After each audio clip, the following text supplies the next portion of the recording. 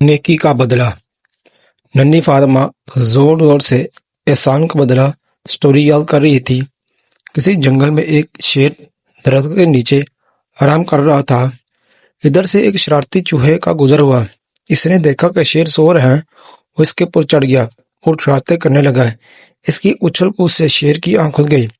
इसने चूहे को पकड़ लिया और कहा, तुमने मुझे तंग किया है, तुझे सजा मिलेगी। इस पर चूहे ने रोते हुए कहा, जंगल के बादशाह, मुझसे गलती हो गई, मुझे माफ कर दे।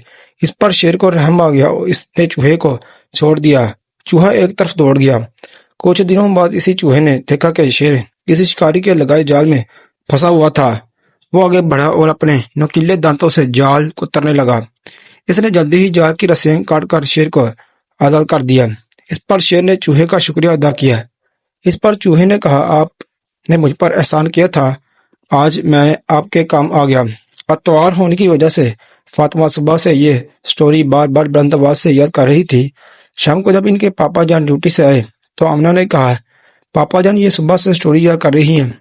खबर नहीं इसे याद हुई कि नहीं, हमें याद हो गई हैं। आपको इसलिए याद हो गई, आपने पहले पढ़ी हैं।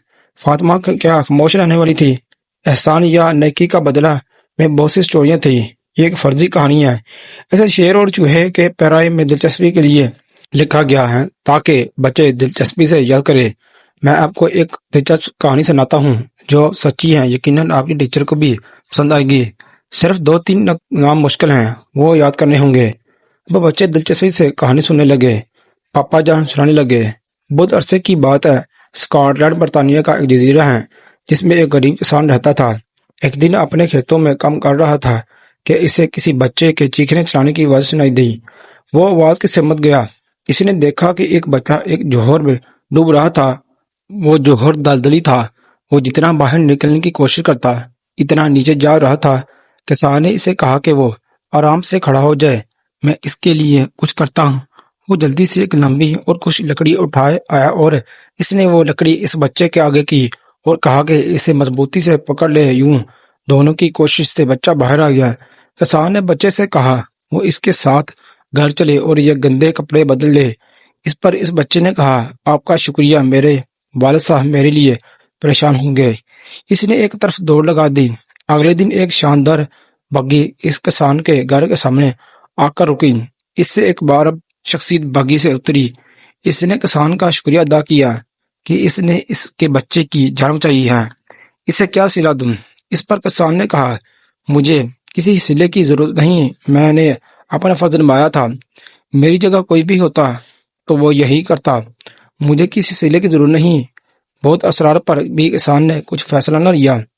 आखिर मायूस होकर जाते जाते इस रईस की नजर इस किसान के बेटे पर पड़ी जो कुछ वक्त पहले इनके पास आकर खड़ा हो गया था। इस रईस ने पूछा, ये आपका बेटा है? किसान ने मोहब्बत से इसके हाथ पर हाथ फेरते कहा, जी जनाब, ये मेरा बेटा है। रईस ने कहा, ऐसा करते हैं, इसे अपने साथ लंदन ले जाता हूँ, इसे पढ़ाता हूँ। बेटे की मोहब्बत में किसान इस पेशकश पर राजी हो गया। इसका बेटा लंदन पढ़ने चला गया और इतना पढ़ा कि आज दुनिया इसे अलेक्जेंडर फ्लेमिंग के नाम पर जानती है। वो फ्लेमिंग जिसने पेंसिलिन इजाद की, वो पेंसिलिन जिसने करोड़ों लोगों की जान बचाई, वो रईस जिसके बेटे महू किसान ने दलदल से निकाला था, वही बेटा जंग अजीम से पहले एक बार फिर अस्पताल में जिंदगी और मौत की कुटकश में था और इसी फ्लेमिंग की इजाद करदा पेंसिलिन से इसकी जिंदगी बचाई गई।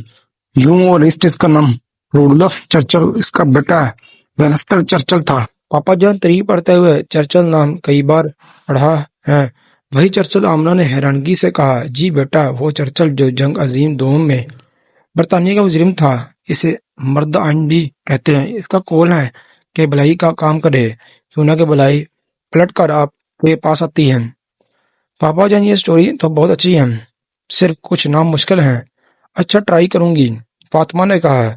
बस फिर समझ ले, अगले संडे तक फ्लेमिंग और चर्चिल की गर्दान सुनेंगे। आमना ने कहा, कोई बात नहीं, ये अच्छी स्टोरी दूसरे बच्चे भी याद करें। इनके पापा ने कहा,